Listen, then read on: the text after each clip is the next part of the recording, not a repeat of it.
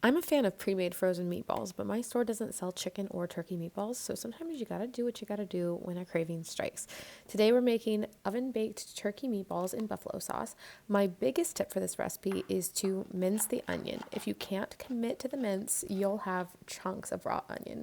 Second, the Parmesan in this recipe can be just inexpensive shaker cheese. There's no need to freshly grate the parm.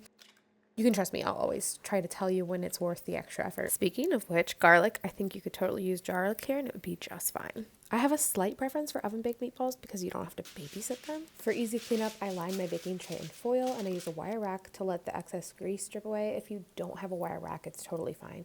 You can also use parchment instead of foil. If you do 1.5-inch balls, you'll end up with about 20 meatballs. You can do them a little larger, but the baking time will vary. If you do 1-inch meatballs, you'll end up with closer to 30 meatballs. I coat these in my homemade buffalo sauce recipe. This is the same exact recipe that I used for my buffalo chicken thighs. When the meatballs are done, you can baste them in the buffalo sauce or you can just toss them in. I'd like to do like 2 batches directly into the saucepan. I just find that to be super easy. Serve with blue cheese or ranch dressing. This would go perfectly with the avocado lime ranch I just posted.